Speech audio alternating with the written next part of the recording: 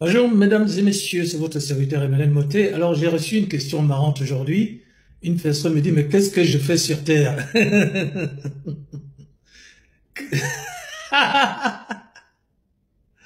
Alors, attention, parce que moi, j'ai écrit un livre sur le suicide qui s'appelle Quand la mort est venue me parler. Quand la mort est venue me parler. Tapez ça sur Google, Emmanuel Moté. Quand la mort est venue me parler, parce que là, je sens des phases qui flirtent déjà avec des graves déséquilibres mentaux qui peuvent vous amener sur la pente du suicide. Hein. Bon. Néanmoins, je vais répondre à cette question par rapport à ma propre expérience, parce que bon, c'est vrai que c'est une question que on peut se poser sur Terre. Alors, que fais-tu sur Terre? Alors, regarde ça. Ça, c'est un trognon de pomme. Quand tu poses cette question, c'est parce que en ce moment, tu te prends pour un trognon de pomme. Mais regarde ce que le trognon de pomme est censé devenir. Ce trognon de pomme qui est insignifiant est censé devenir une pomme qui rapporte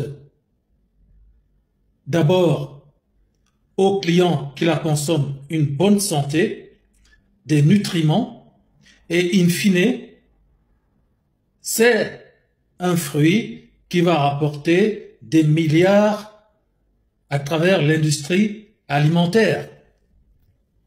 Ce trognon de pomme, c'est comme ça que tu te sens actuellement. Qu'est-ce que je fais sur Terre? Peut rapporter des milliards à celui qui va comprendre que, en fait, il est un trognon de pomme. Si tu ne sais pas que tu es un trognon de pomme et que tu peux donc rapporter ceci et que ceci va devenir également ceci et te rapporter des milliards sur Terre, alors tu vas poser la question stupide que tu es en train de poser, qui est le résultat d'une dépression mentale, c'est que tu ne sais pas que, en fait, tu es un trognon de pomme. Si tu sais que tu es un trognon de pomme, alors tu vas cesser de déprimer et tu vas considérer l'accomplissement qui t'attend et une vie matérielle accomplie à partir du moment où toi-même tu es devenu un être humain épanoui parce que tu as découvert que tu es un trognon de pomme et que ce trognon de pomme peut rapporter des milliards en faisant du bien à tous les êtres humains, ce qui est beaucoup plus important. Vous voyez, cette question a été traitée aussi par le Christ, hein, qui était l'être le plus sage qui ait jamais marché sur la terre, puisque c'est le seul qui a offert sa vie en échange pour ce qui était perdu. Et il y a plusieurs thèmes qu'il a abordés. Il y a le thème du figuier maudit, il y a le thème du grain de senevé, c'est-à-dire le grain de moutarde. Dans Matthieu 13, 31, 35, le Christ Yahushua propose une parabole à ses apôtres. Il dit, le royaume des cieux est semblable à un grain de senevé, c'est-à-dire à un grain de moutarde. Tout le monde sait que la moutarde aujourd'hui rapporte des milliards sur la terre à ceux qui cultivent ce grain de senevé ou de moutarde qui est le plus petit, ou plus exactement la plus petite de toutes les semences. Mais le Christ a montré cette parabole en disant, regardez, le royaume des cieux qui est immense, qui est quelque chose d'inimaginable, est en fait semblable à un grain de senevé, c'est-à-dire le plus petit, le plus insignifiant, comme tu te sens actuellement, de toutes les graines et de la plus insignifiante de toutes les semences. Eh bien, voici la révélation. Quand ce grain de moutarde ou de senevé a poussé, eh bien, il est le plus grand des légumes.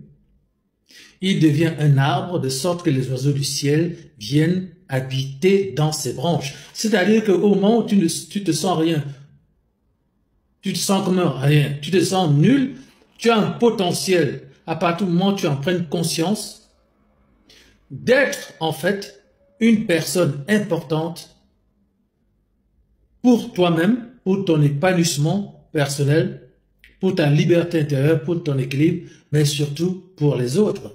Et sur le plan matériel, tu es susceptible de résoudre tous tes problèmes. Simplement, tu ne sais pas, que tu es un trognon de pomme, ou tu ne sais pas que tu es un petit grain de moutarde, et quand tu ne le sais pas, tu ne peux pas entrevoir le potentiel qu'en réalité, tu représentes.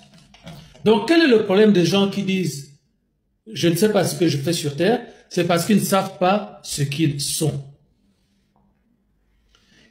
Le Christ leur dit cette autre parabole, « Le royaume des cieux est semblable à du levain qu'une femme a pris dans 3 mesures de farine jusqu'à ce que la pâte soit levée. » Yahushua dit à la foule toutes ces choses en parabole, il lui parlait point sans parabole, afin que s'accomplisse ce qui avait été annoncé par le prophète. « J'ouvrirai ma bouche en parabole, je publierai des choses cachées depuis la fondation du monde. » C'est mon travail de publier les choses cachées en tant qu'écrivain et en tant qu'apôtre.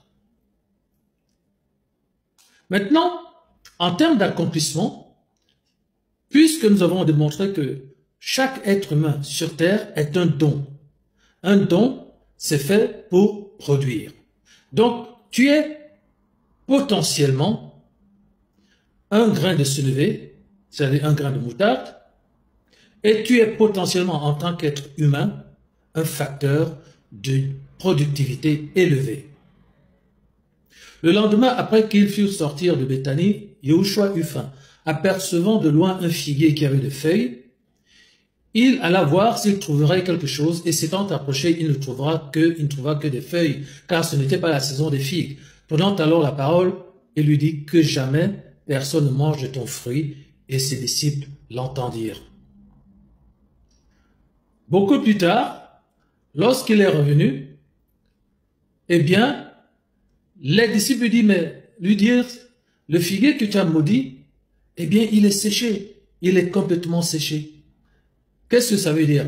Ça veut dire que ce figuier qui avait un potentiel puissant de productivité n'a pas reconnu qu'il était un figuier, et c'est ainsi qu'il est devenu comme toi, il a renoncé à être productif, il a renoncé à s'épanouir parce qu'il n'a pas identifié ce qu'il est, et comme il ne sait pas ce qu'il est, il n'a pas pu développer son potentiel, c'est-à-dire le don qui est en lui. Voilà comment on peut répondre. Donc la question, la condition de la productivité est donc plutôt de demander que fais-je, c'est-à-dire au lieu de demander qu'est-ce que tu fais sur terre, demande-toi plutôt qui suis-je. Si tu crois que tu n'es personne, eh bien, je te montre le trognon de pomme, va chercher la plus petite semence de la terre, le grain de moutarde, qui devient un arbre géant et les oiseaux viennent s'abriter. C'est-à-dire qu'il va protéger les autres, il va nourrir les autres et il va être un pôle de sécurité et d'attraction parce qu'il a du talent et qu'il a un potentiel de productivité. Donc, demande plutôt à Dieu, à ton Créateur, Yahweh, qui tu es et que fais-tu sur terre? Et il te dira qui tu es, il te dira ce que tu fais sur terre, il te dira où, quand et comment le faire, donc avec qui. Dans Jérémie 29, 11, il dit, je connais les plans, les projets que j'ai formés sur toi, projets de paix et non de malheur, pour te donner un avenir et de l'assurance.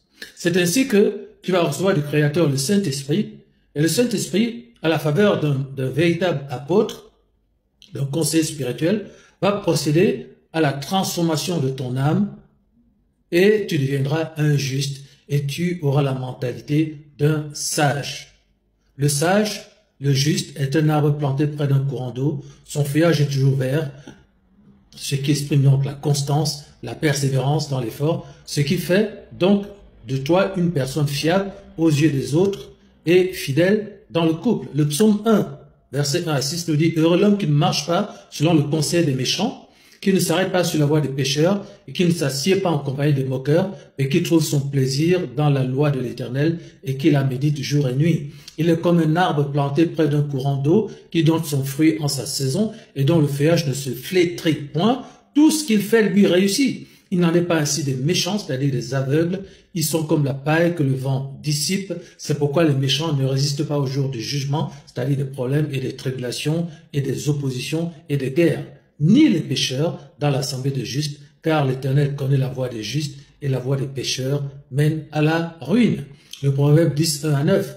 Devant les obstacles sur le chemin de tous ceux et celles qui font de bonnes choses, tu auras aussi le statut de sage. Un fils sage fait la joie de son père, un fils insensé, le chagrin de sa mère, les trésors, la méchanceté ne profitent pas, mais la justice délivre de la mort. L'Éternel ne laisse pas souffrir le juste de faim, mais il repousse l'avidité des méchants. Celui qui agit d'une main lâche s'appauvrit, mais la main des diligents enrichit. Celui qui amasse l'argent pendant l'été est un fils prudent. Celui qui dort pendant la moisson est un fils qui fait honte.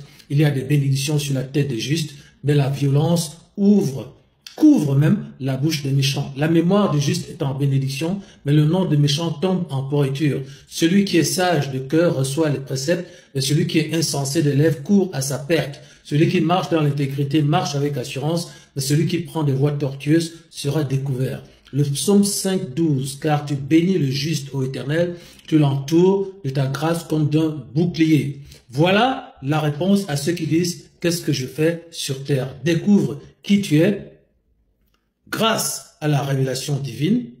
Quand tu auras découvert qui tu es, tu vas pouvoir maintenant animer les dons qui correspondent à cette identité et tu vas commencer à produire. Je l'ai dit dans ma vidéo, quel est le secret du bonheur? Le secret du bonheur, c'est l'activité. Pour ça, il faut d'abord que tu saches qui tu es.